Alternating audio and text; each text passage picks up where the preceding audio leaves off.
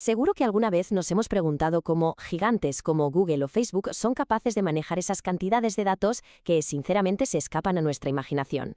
Bueno, pues hoy vamos a meternos de lleno en la tecnología que lo cambió todo, Hadoop y su motor de procesamiento, el famosísimo MapReduce. Pensemos un momento en el problema central de nuestra era. ¿Qué pasa cuando tienes una cantidad de datos tan masiva que ni el superordenador más potente del planeta puede con ella? Y ojo, que esto no es una pregunta teórica, para nada. Es, de hecho, el desafío que encendió la mecha de toda una revolución en el mundo de la computación. Y este problema, claro, tiene un nombre que nos sonará a todos: el desafío del Big Data. Pero no se trata solo de la cantidad, ¿eh? Hablamos de un auténtico tsunami de información que nos llega a una velocidad de vértigo y en todo tipo de formatos. Un caos que dejó completamente cao a las bases de datos y a los sistemas que habían funcionado bien durante décadas. Y ante este reto monumental surge una solución que le da la vuelta a todo: Hadoop. La idea es radicalmente distinta. En lugar de construir un único y carísimo superordenador, Hadoop propone algo mucho más inteligente: usar un ejército de ordenadores normales y corrientes, de los de toda la vida, para que trabajen juntos, en paralelo, almacenando y procesando los datos. Y la genialidad de Hadoop, en el fondo, es que se basa en una idea muy elegante. Divide el gran problema en dos partes más pequeñas. Por un lado, tenemos el almacenamiento. De eso se encarga el HDFS, el Hadoop Distributed File System. Y por otro, tenemos el procesamiento, y ahí es donde entra en juego MapReduce. Juntos, son los dos pilares sobre los que se levanta casi toda la arquitectura moderna del Big Data. Vale, pues vamos a desgranar esto. Empecemos por el primer pilar. La pregunta del millón es: ¿cómo se las arregla HDFS para guardar terabytes y terabytes de información sin que nada se pierda y de forma fiable? Pues la magia, como casi siempre, está en su arquitectura. La mejor forma de entenderlo es pensar en el sistema como si fuera un organismo. Por un lado tenemos el NameNode, que es, digamos, el cerebro de toda la operación. Él no guarda los datos como tal, pero tiene el mapa perfecto, sabe al milímetro dónde está cada trocito de información. Es el maestro que lo controla todo. Y luego, por otro lado, están los Data Nodes, que serían los músculos, cientos o incluso miles de ellos. Cada uno guarda un fragmento de los datos y está listo para actuar en cuanto el cerebro se lo pide. Claro, la pregunta es obvia. ¿Y si falla el cerebro? Sería un desastre total, ¿verdad? Pues, lógicamente, hay un plan B. Para eso existe el Secondary Name Node. Podemos imaginarlo como un asistente súper responsable, que cada cierto tiempo le hace una foto, una copia de seguridad, a la memoria del cerebro principal. Así, si el Name Node principal tiene un problema, esta copia garantiza que todo el sistema no se venga abajo. Muy bien, ya tenemos claro cómo se guardan los datos de forma masiva, distribuida y segura. Genial. Pero ahora viene lo bueno: ¿cómo procesamos toda esa barbaridad de información de una manera eficiente?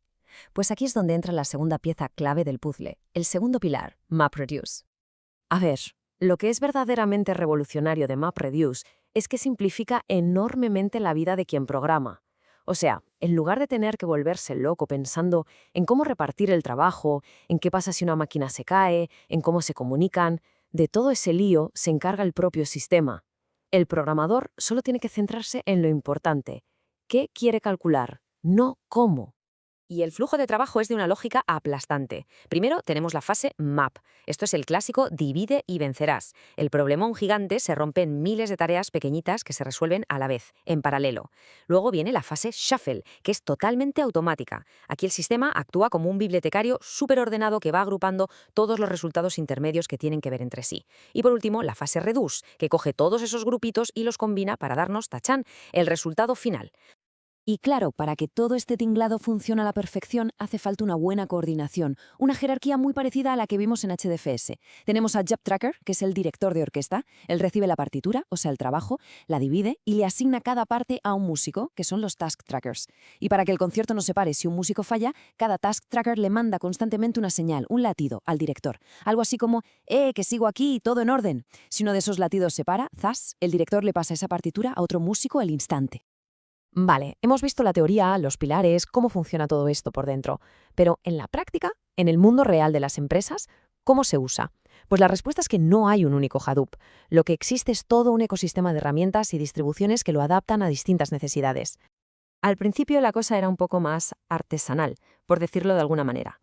Empresas como Cloudera o Hortonworks fueron las pioneras y te daban las herramientas para que te montaras y gestionaras tu propio clúster. Pero claro, entonces llegó la nube y lo cambió todo. Gigantes como Amazon con EMR o Microsoft con HD Insight básicamente dijeron, oye, olvídate de montar nada, dámelo a mí que yo te lo gestiono. Y esto fue un cambio brutal, porque de repente ya no hacía falta ser un súper experto en sistemas para usar Hadoop. Simplemente se contrataba el servicio y a analizar datos. Y si tuviéramos que quedarnos con una sola idea que resuma toda esta revolución, sin duda sería esta. Pensémoslo bien. La lógica de siempre era mover los datos, que son enormes, hacia el programa que los iba a procesar. Era literalmente como intentar mover la montaña a Mahoma, pues lo que hicieron Hadoop y MapReduce fue darle completamente la vuelta a la tortilla. Dijeron, no, la montaña se queda donde está, lo que vamos a mover es a Mahoma, un programa pequeñito, a cada parte de la montaña. Este cambio de paradigma, que parece tan simple, es la verdadera genialidad que lo hizo todo posible.